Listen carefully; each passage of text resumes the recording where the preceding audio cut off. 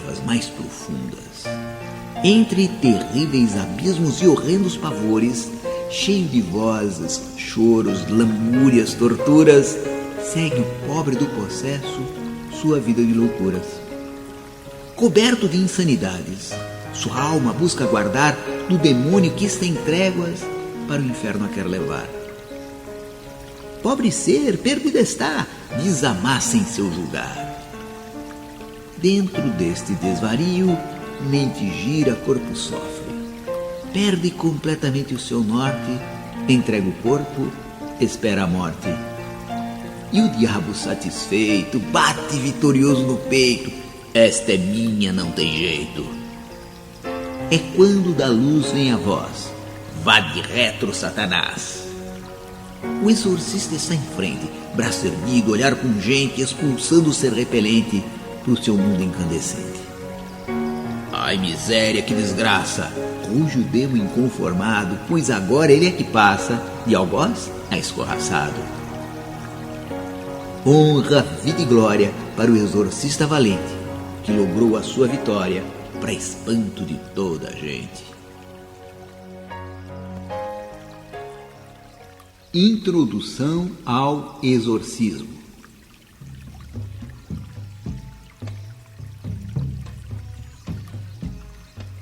A ciência ortodoxa, aquela considerada pelos letrados como oficial, diante de fatos para os quais ela não tem uma explicação lógica ou que não se enquadre dentro de seus parâmetros, toma sempre uma atitude dogmática e unilateral de negação e de não aceitação. Letrados são aqueles que acham que sabem tudo, que seguem tudo ao pé da letra, que não arriscam. Um exemplo clássico é o vaso cerâmico com uma haste de metal fixada em seu interior, com uma data de origem estimada pelo teste de carbono 14 de 2000 anos antes de Cristo, e que, por muitas décadas, podia ser visto no Museu da Turquia, no meio de muitos outros objetos, na seção de objetos de culto religioso da civilização pártica. Um dia, um engenheiro que visitava o museu, ia ali para ali, vendo uma coisa, vendo outra. Distraído, de repente, ele percebeu que aquele estranho vaso era uma pilha elétrica rudimentar. Uma pilha elétrica construída há mais de 4.000 anos? Como explicá-la? Melhor jogá-la na seção de cultos a divindades exóticas. O verdadeiro cientista é aquele que, diante de um fato para o qual ele não tem explicações, ao invés de simplesmente negá-lo, como seria muito mais fácil, muito mais prático, ele procura encontrar respostas. Este é o verdadeiro cientista. Não esconde as coisas, reconhece a falta de conhecimento e, a partir daí, começa uma pesquisa clara, honesta. É um fato que muitas pessoas, em determinados momentos de suas vidas, ficam transtornadas. É como se uma nova personalidade assumisse o controle, total ou parcial, de seu corpo. Elas agem de forma estranha, dizem coisas que em estado natural seriam incapazes, chegando mesmo a mudar completamente a fisionomia de seus rostos. Isto realmente acontece, e quase todos nós já testemunhamos este fato. Mas o que se passa? Seria mesmo só um caso de loucura ou haveriam outras explicações para este fenômeno? Afinal, encontramos manifestações similares em determinados cultos religiosos, inclusive em várias seitas e cerimônias cristãs. Vocês já devem ter visto nas cerimônias evangélicas, quando num determinado instante, toda a plateia recebe o Espírito Divino, que dá condições a profecias e a falar todas as línguas. No passado, quando fora das igrejas, dizia-se que estas pessoas estavam endemoninhadas, isto é, que o seu corpo havia sido tomado por um demônio. Mas os letrados gritam logo. Mas diziam isto porque eram primitivos, ignorantes, supersticiosos, endemoninhados. Eles não conheciam nem o Dr. Freud, o que dirá a psicologia moderna.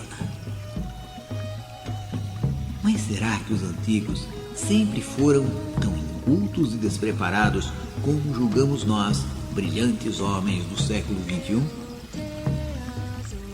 Um breve volver de olhos mostra que não. Basta você ler o Bhagavad Gita, um livro da cultura védica, considerado o mais antigo entre todos que temos conhecimento, e veremos que ele é tão atual como a própria lista telefônica de Nova York. O verdadeiro conhecimento é um só, apenas muda a sua roupagem, linguagem e fisionomia de acordo com a época e os costumes do lugar, mas a essência continua a mesma. Mas os antigos não eram tão ignorantes como os donos da verdade gostariam que pensássemos. Os sábios do passado tinham os seus métodos e obtinham excelentes resultados. Conheciam o princípio geral das coisas. Recomendo que você leia o Kybalion. Você pode encontrá-lo no site da Irmandade das Estrelas. Por estes princípios gerais que estão escritos neste livro Kybalion, eles deduziam os casos particulares. Pelo fruto reconhecerás a árvore, dizia Mestre Nazareno a seus discípulos. Sabiam a distância da Terra ao Sol, sabiam o tamanho da circunferência da Terra, sabiam a distância do polo ao centro da Terra. Mas como podiam, tão rudimentares os seus aparelhos de medição? Usavam estes princípios. Hoje, quando falamos em exorcismo, em possessões, surge logo uma grande discussão, pessoas contra, pessoas a favor, um grande debate é provocado. Mas o que interessa toda esta discussão acadêmica para estes pobres endemoninhados que têm a sua vida violentada e a sua verdadeira personalidade alterada? Que interessa para eles se isto ocorre por influência direta de uma divindade diabólica ou se é apenas fruto de sua mente? Que interessa? O que eles precisam é de uma solução, de uma libertação, e os sábios antigos tinham algo muito eficiente para oferecer. Chamavam este processo de alteração da consciência de possessão e ao método de liberação energética de exorcismo. Com o nome de magos, feiticeiros, bruxos, encantadores, xamãs, sacerdotes, exorcistas, muitos homens do passado manipulavam estas forças possessivas, subjugando-as à sua vontade. E é da técnica que estes homens usavam com maestria que trata este curso. A possessão.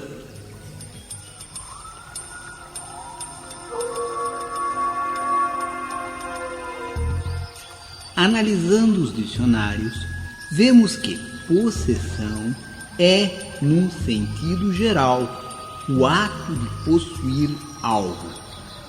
Por exemplo, o Alfredinho possui um barco azul.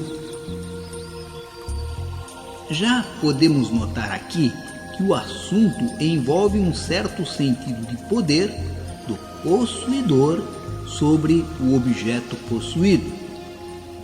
Isto quer dizer que o possessor pode interferir no destino do possuído. Guilhermino transformou a sua casa numa pousada para jovens. Antão reformou o seu sítio para poder criar galinhas. Manuela jogou fora o seu relógio de ouro. Porém, Seguindo em nossa pesquisa, veremos um outro verbete dizendo que possessão é também o ato em que um iniciado ou filho de santo recebe um orixá ou o seu guia. E ainda, possessão é o ato em que um indivíduo fica tomado por um demônio ou por espíritos malignos. Isto é, neste último caso, o ser possuído perde a sua consciência plena, ficando à mercê de consciências usurpadoras ou intrusas, ou melhor dizendo, possessoras. Finalmente encontramos que possessão é o ato de endemoninhar, sendo que por endemoninhado entende-se ser um indivíduo que tem o diabo no corpo. Formas de possessão.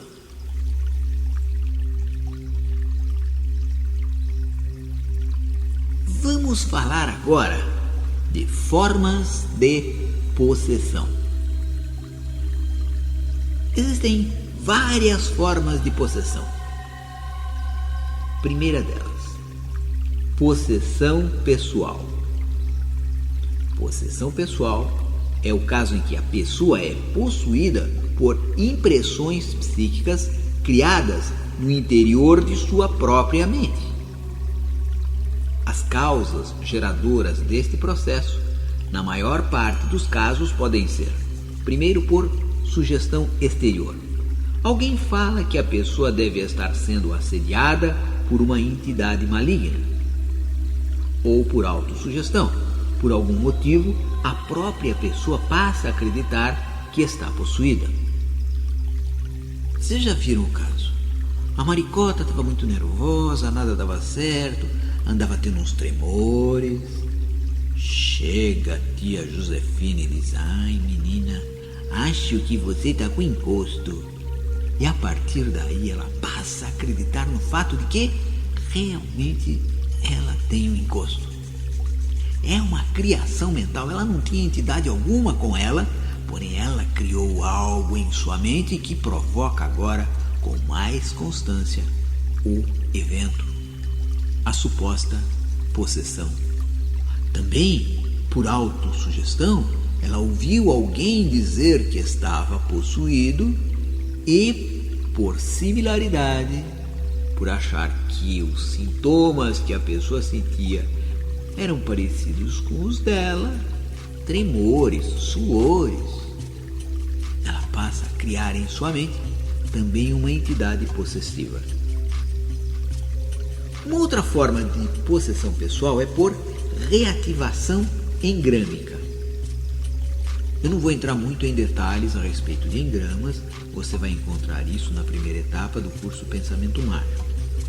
Porém, vamos dar uma pincelada no assunto.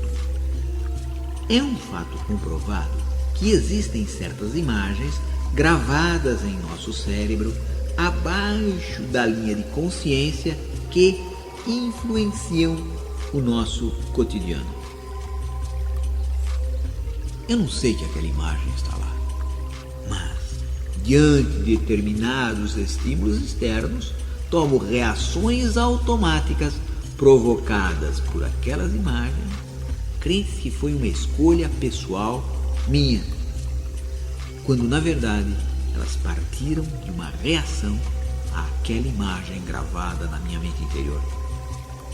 Funcionam como vírus de computador e, como eles, levam o maquinário humano a dar respostas erradas. No caso, acreditar que está assediado por uma entidade maldosa.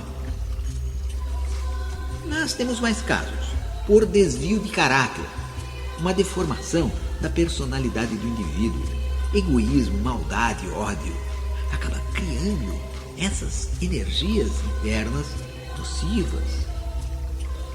Uma outra forma de possessão pessoal é por falsas crenças. O camarada entra numa determinada igreja, entra dentro de uma determinada seita onde dizem que todas as pessoas são endemoniadas, que todas as pessoas são assediadas por espíritos maldosos e que elas precisam cuidar disso, daquilo e daquele outro, normalmente ligados à culpa, associando culpa a entidades assustadoras que as perseguem, que as dominam. Também, um outro fato de possessão pessoal é por sentimento de culpa e uma consequente necessidade de punição. Existe também possessão por valência. A pessoa, neste caso, incorpora um sentimento que pertence a alguém que é importante para ela. Por exemplo, o tio Alfredo, dono de uma personalidade vigorosa, morre. E o seu sobrinho passa a achar que está sendo assombrado por ele, chegando a ter inclusive determinados comportamentos do falecido. Depois que morreu o tio Alfredo, esse menino ficou muito estranho. Coça bigodes que não tem. Existe também possessão pessoal provocada por drogas alucinógenas, chamada possessão química. A pessoa fica completamente alucinada. Ela sofre alucinações que provocam a sensação de estar sendo endemoninhada. Também problemas mentais que provocam alucinações, certos desvios da mente, são as tais psicoses. E também por problemas cerebrais físicos que provocam alucinações, tumores cerebrais, danos em regiões cerebrais específicas, descontrole químico do cérebro. Lembro de uma ocasião em que fiz um trabalho para um neurocirurgião. Ele foi defender a cátedra na faculdade de medicina e eu fiquei responsável na apresentação dele pelas imagens, onde ele mostrava cirurgias que ele fazia e pontos de toque em que despertava sensações, criava imagens na mente da pessoa de coisas que simplesmente não existiam por toque em determinados pontos, em determinadas áreas cerebrais.